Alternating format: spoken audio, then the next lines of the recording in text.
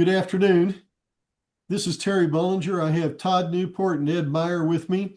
We are going to show you the same presentation that we generated at the 2025 Annual Zane Grey's West Society Convention in Riggins, Ohio. Basically, the presentation is on Zane Grey in Idaho and his trip for when he gathered his material for the novel Thunder Mountain. So at this point, let me share my screen.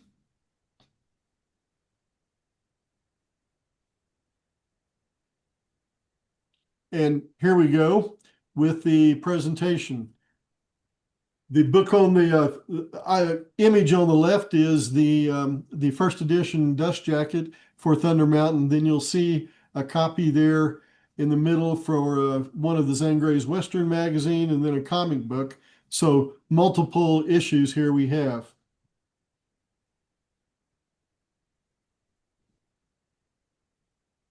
Okay, to get started, September 1931, Zane Grey makes a trip to Idaho to gather material for a new book based on true events. It's based on the gold rush of 1902 to the Idaho Thunder Mountain country. On May 31st, 1909, there was a mudslide that blocked off Monumental Creek, flooding the town of Roosevelt City. The backup created Roosevelt Lake. With the demise of Roosevelt City with the mining in the Thunder Mountain district, by 1912, there was only sporadic mining happening. In a 1912 report, the state mining inspector referred to the unfortunately Thunder Mountain boom in central Idaho about 10 years ago. A USGS geologist account describes the difficulty in reaching Thunder Mountain and its limited mining operations.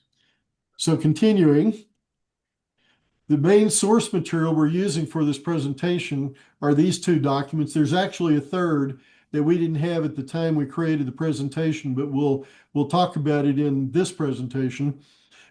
First one is this booklet called Zane Grey and Thunder Mountain by Bob Waite.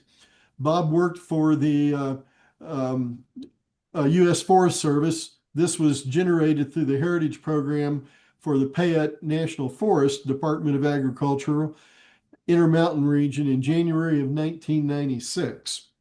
The second book is Elmer Keith, his life story, Hell, I Was There. And it's the adventures of a Montana cowboy who gained world fame as a big game hunter. We'll talk about both of these in 1 second. But before I proceed, the first one, Zane Grey and Thunder Mountain, Bob Waite, apparently took quite a bit of information from the third source, and we'll have Ed talk about that third source in a minute. It's a magazine article in an earlier True West issue. Okay, according to Bob Waite, Grey went to Thunder Mountain because he wanted to base a novel on the 1902 gold rush in the Thunder Mountain area. And as an avid outdoorsman, he recognized the best way to provide for the setting was to visit the area himself. Here's the interesting part. Grey contracted with famed Idaho outfitter and guide Elmer Keith of Salmon to take him on a hunting and fishing trip, which would also provide the basis for the planned novel.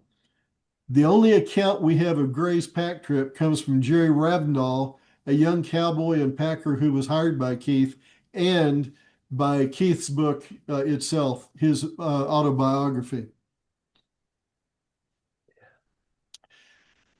Zane Grey West Society member Kevin Blake has done a lot of research on Thunder Mountain, and here is his summary indication of that.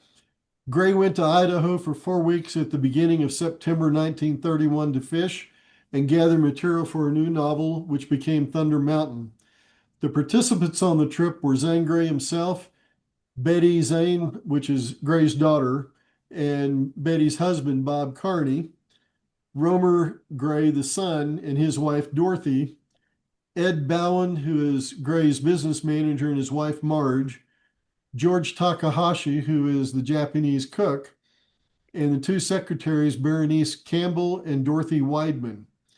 Elmer Keith verified and wrote that there were 10 people in the party. The Grey party arrived in Salmon during a drought that closed the National Forest Service to pack trips. They asked for permission to proceed, but both the National Park Supervisor and the Idaho governor declined. So the drought was a big problem for them. They had this trip planned. They had a schedule made. They couldn't go into the national forest. So for the plans had been long made and now looked like they couldn't proceed. However, Kenneth McBride, who was the postmaster of Salmon, proposed that the party could camp at his ranch, which is about 10 miles south of the town along Williams Lake. McBride maintained that Zane Grey had never seen any country any prettier than that lake. Time went slowly at Williams Lake, and the party was relieved when the rains returned and permission was granted to continue the original pack trip to the Thunder Mountain District. As stated before, the party left Salmon and proceeded to Williams Lake while waiting for permission to continue the pack trip. Once permission was granted, the pack train of 57 horses, imagine that, rode to Silver Creek near Myers Cove on Camas Creek for one night. Then they rode 18 miles downstream along Camas Creek to its confluence with the middle fork of the Salmon River, where they camped for several nights.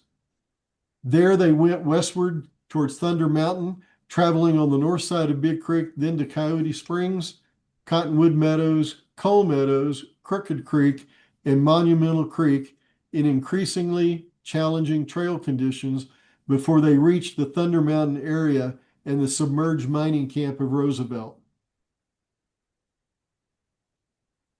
From Thunder Mountain, this is the return route.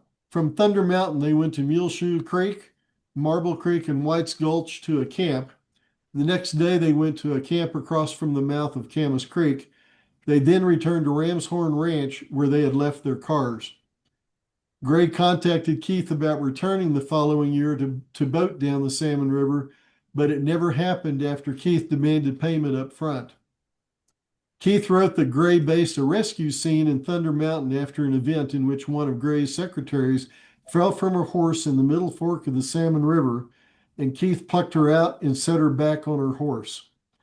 The party was in Twin Falls, Idaho on Saturday night, September 26th at the Hotel Perrine, and left for California on September 28th. And you'll see on the right side there a newspaper clipping from the Twin Falls Daily Times dated September 28th, 1931. Chuck Pfeiffer, the original geographer of the Zane Grey's West Society, made a trip into this country many years ago.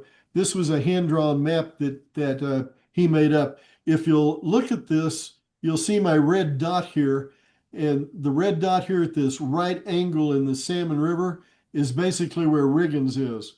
This is where we had the 2025 Annual Convention. It's not shown here, but the Little Salmon River joins right at this spot, and the confluence is here. So this is where Riggins is. You can see Stanley and Boise, Idaho down here, Chalice, Salmon, and the Thunder Mountain area right in the middle of that area. This is an old mining district map circa 1900, and the Thunder Mountain area is all right in here. It's a hard map to see. You'd need to see it up, zoom it up much closer to tell much, but that gives you a general idea of what's going on in the area. To give you a better feel for where this location is in the state of Idaho, you'll see here we have Washington, we have Oregon, Idaho, Montana over here. The red star is Riggins. If you'll come down, here's Boise, and then look at Cascade right here. You'll see the town of Cascade in this area. Then you'll see Chalice over here and Salmon over here. We're going to talk about Chalice and Salmon in a minute. Here's some historic photos, and I'm going to walk through a couple of these. I'm going to let Ed talk about these. He found these on multiple websites. So Ed, why don't you go ahead and you can kind of share what you found here. Sure. We have a number of sources of information for this trip and for the photographs. Western Mining History, you can see on the bottom, is a great one. The University of Idaho, Idaho Historic Society, and Brigham Young University's L. Tom Perry collections. This is just a 1902 picture of the town of Thunder Mountain, which is right there. There are a number of little mining towns that are there, and you can see that we're talking about a tent city and cabins.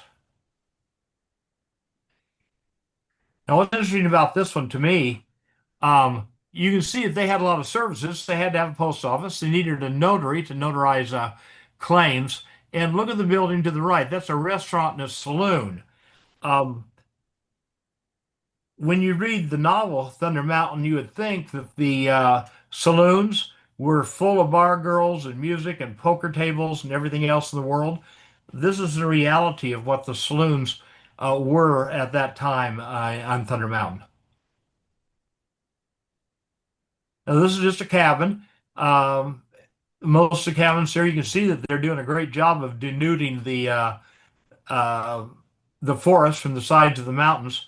But this is a typical type of cabin that they have, and I kind of love the way they just extended the logs. I guess maybe they're going to put on a porch or a roof or something, but that's a typical cabin that was there at the time.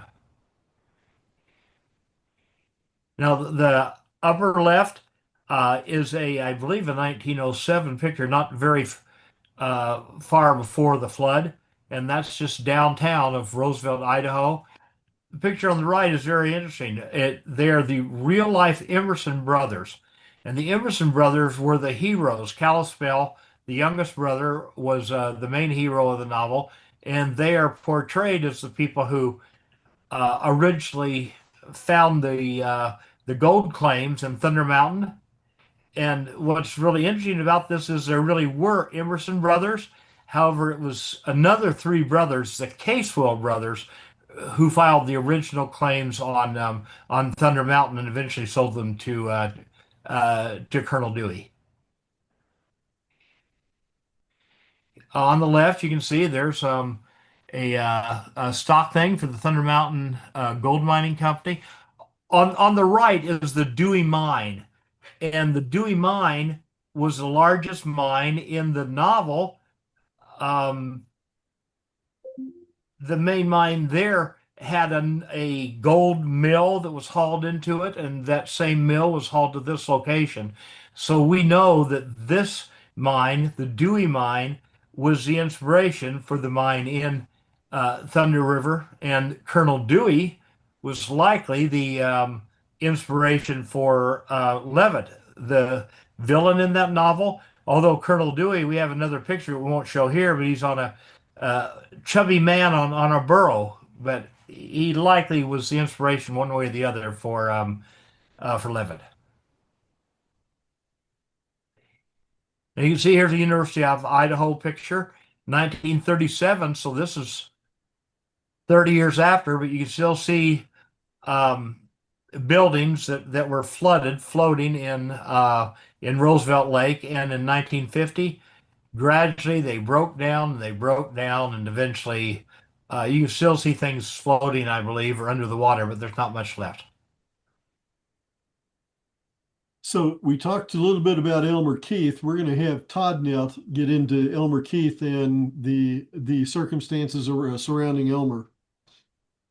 Yeah, Elmer was a guide that Zane Grey located to take him into this area, and he was pretty familiar with that area. He hunted a lot.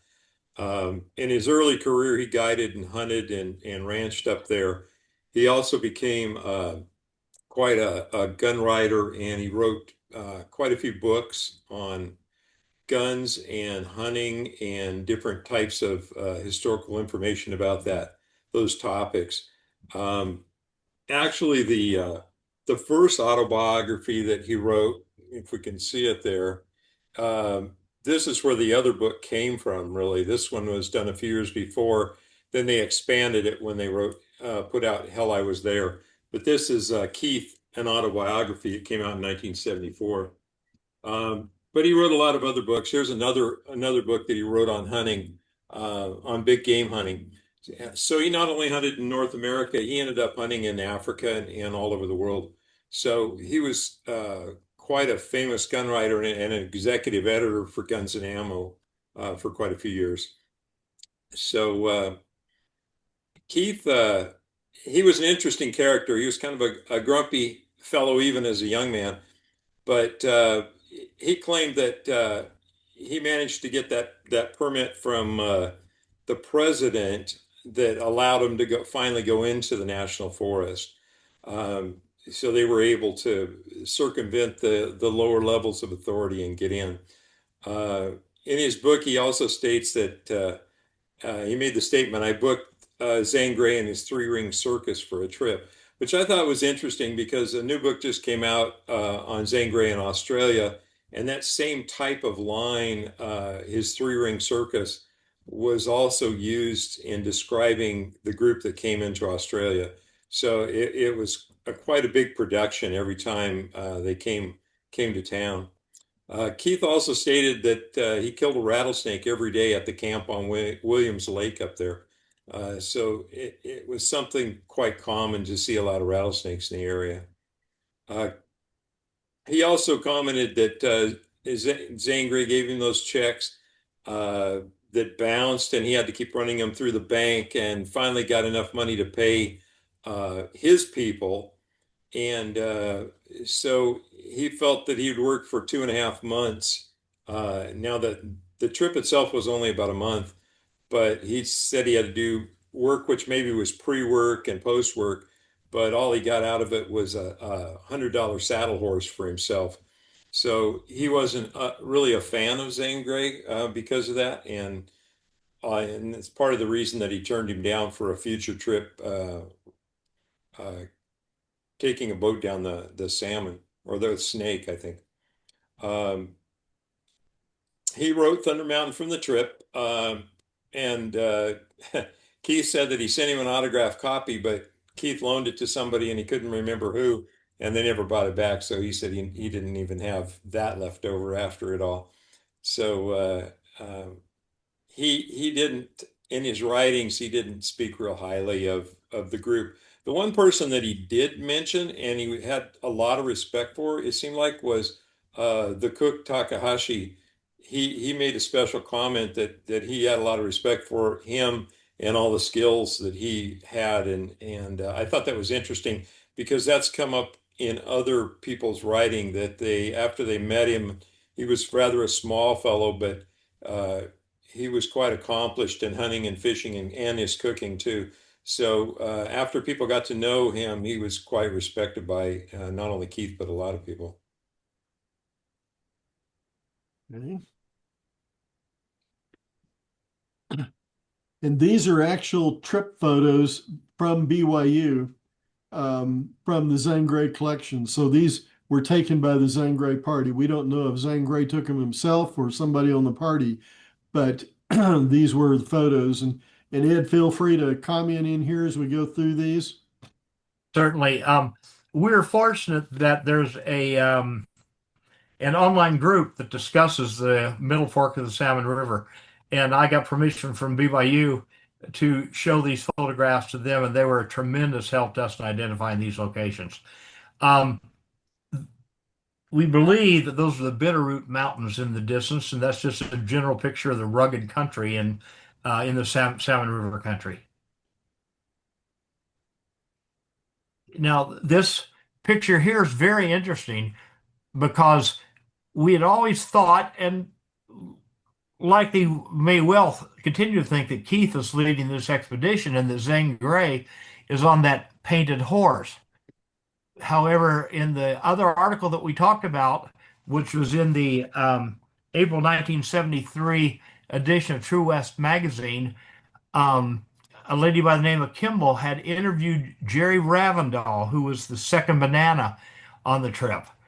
And there are pictures in it, and the gentleman in the front looks just like Jerry Ravendall, although it's such a distance, we don't know. And we also know from his article that Zane Grey's daughter Betty rode a painted horse. So it may be that the person on the horse, who appears to be a little smaller, might be Betty, and that might be Zane Grey next to her. But on a lot of these pictures, we don't know. And another point that's important is that when Jerry Ravendall was interviewed, it was 3 years before he died. He was very elderly. And quite honestly, the same thing with Elmer Keith. So we're dealing with being many years after the fact, doing our best. But this is certainly a picture, and it's a picture of Zane Grey, his party, crossing the Middle Fork of the Feather River, right where Camas Creek enters into the actually Feather River, Middle Fork of the Salmon River, enters into the Salmon River. This is a similar picture on the right, and that's the same location.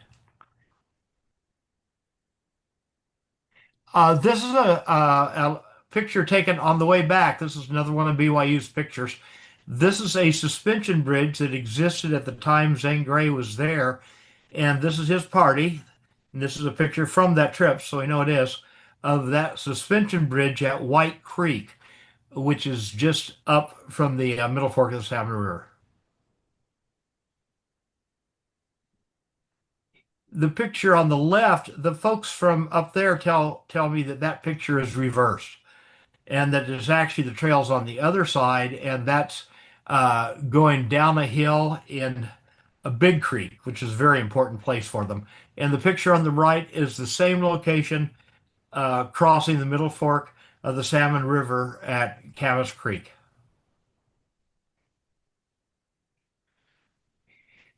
Um, Betty, it's Betty Zane Grey Carney. She had married a gentleman named Bob Carney, and this is a picture of her on that paint horse. And on the right, we believe that that's Dorothy Gray, Romer Gray's wife. Romer is Zane Gray's son. The picture on the left is kind of curious because you really can't tell. It might be above the lake, but I believe that it's most likely below the lake, going up Monument Creek before you reach the slide. The picture on the right does show again the floating buildings after the slide came and backed the water up over to the town of Roosevelt. There was an interesting mention that Keith had about a beaver living in the top of one of the floating buildings, which was the old saloon, which I guess is the saloon that you showed in a prior picture there. It ended up in the lake floating, and wildlife were utilizing it as home. Well, and you know, this town was a very large town at the time of the gold rush. It was, what, 5,000, 7,000 people? It was very, very large, and I'm sure they had several saloons.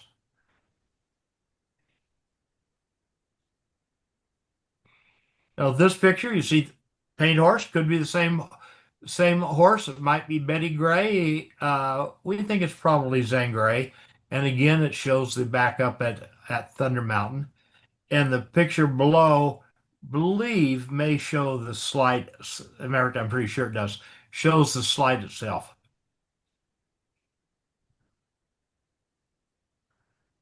And that's the same picture at Lake Roosevelt. On the left, Rover Gray is the gentleman with the rifle and the dark hat. We don't know who the other two people are. This most likely was taken higher on Big Creek after they had visited with a gentleman named Cougar Dave Lewis, who had a string of hunting dogs. And these may well be Cougar Dave Lewis's dogs because the place where they went hunting was not very far from Dave Lewis's cabin on Big Creek. The picture on the right is either packing up or unpacking right below Lake Roosevelt. The gentleman carrying the box is Bob Carney, Betty Gray Carney's husband.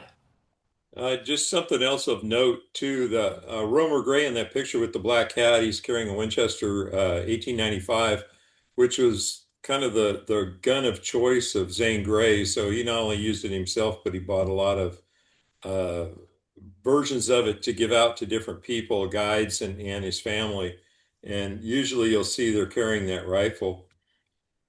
Yeah, a comment on that that's kind of interesting, and it's in I'm not sure which book it is, but there was an occasion where Romer and Bob Carney, I believe, were trying to hit a rock in the distance using a rifle, and they couldn't hit the rock. They couldn't do anything. And Elmer Keith walked up and pulled his pistol and hit the rock from 300 yards away, and they're absolutely amazed. What's interesting is that in the novel Thunder Mountain, the gunfight, the seminal gunfight, involves a long-range shooting contest in which Kalispell, the hero, uses a revolver to shoot and kill the bad guy from a long distance. Yeah, So, Elmer done a lot of hunting, and he was known as the father of the big bore cartridges for handguns. So he hunted a lot and wrote about that later, and helped develop the 44 Magnum, in fact, from the 44 Special. And they hunted quite a bit on this trip, going in and out. And at one point, Elmer said that he counted 1,000 mule deer one day that they saw. yeah, the one thing that I believe is that Kalispell was at least partially inspired by Keith, although Zane Grey's characters, you sometimes you don't really know exactly who inspires them. Sometimes they're a composite of several people.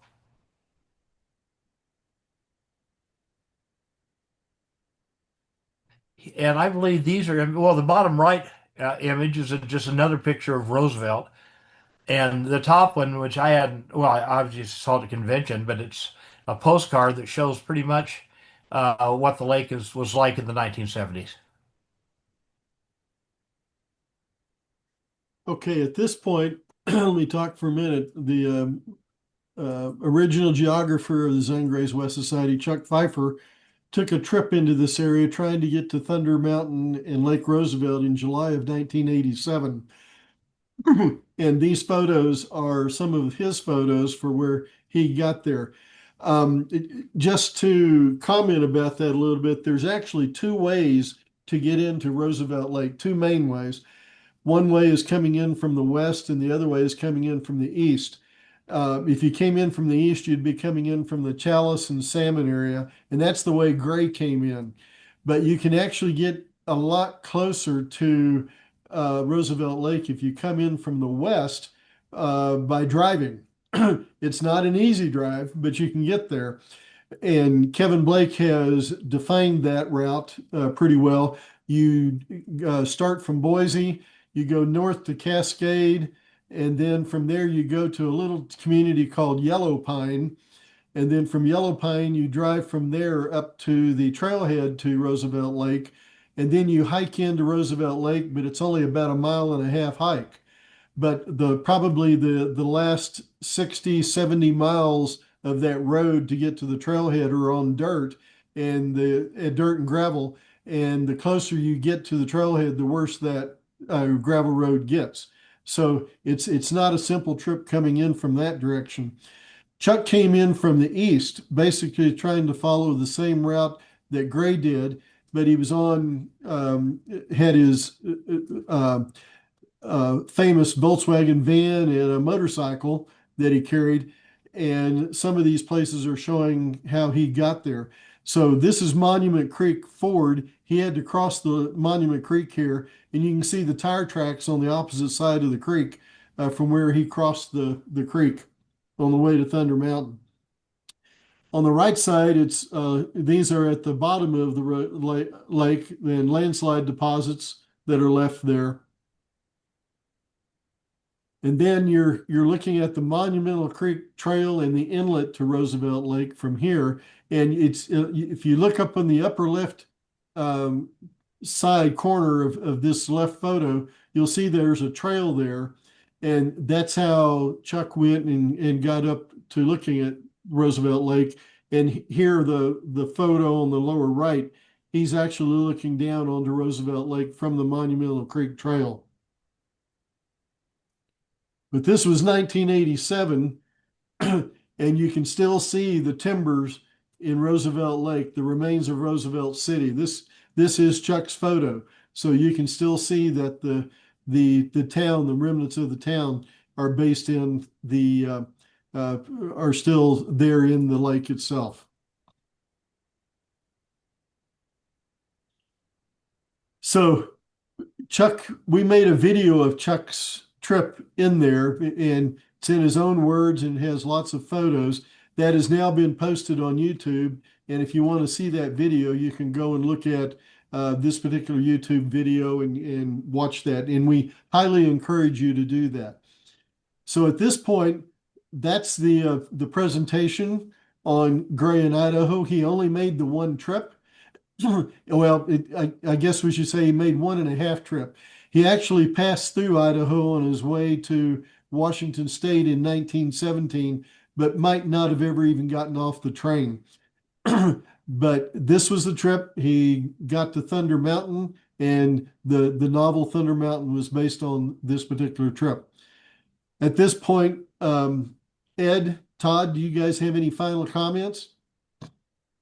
No, Yeah, I I think may want to add. I may want to add that we do have an exhibit in our archives that you can go to our website zgws.org and just go to the archives, and we have a presentation there that includes a number of additional photos that's listed under Zane Grey and Thunder River Country.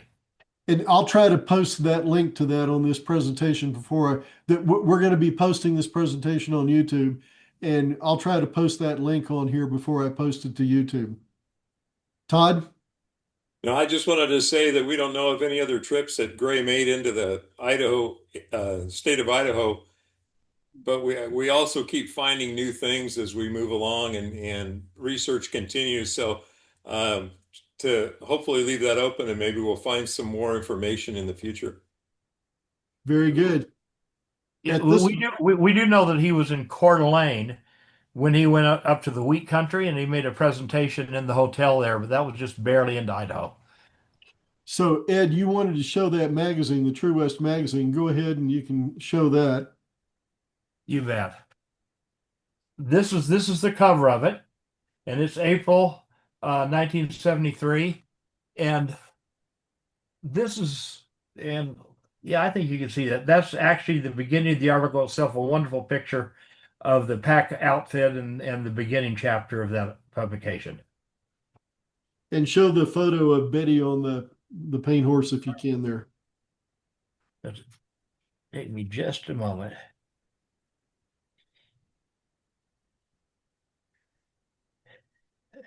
Terry, it's taken me a second to find that. Why don't we just carry on? Okay. Here it is. Here it is. Here it is. I'm sorry. Okay.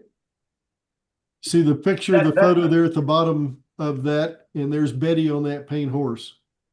And then on this side is a photograph of Jerry Ravendall, and you can look at his hat and his horse, and you can see some real similarities between he and Keith.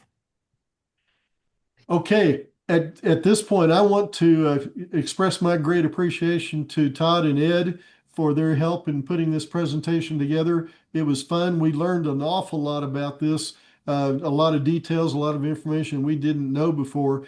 And I especially want to thank Kevin Blake, Dr. Kevin Blake, for his chronology and telling us the exact routes that Gray took. And so thank you to all three of you guys for doing that. We hope you enjoy it, and go take a look at this on YouTube when it gets posted. Thanks, everybody. Thank you. Thank you.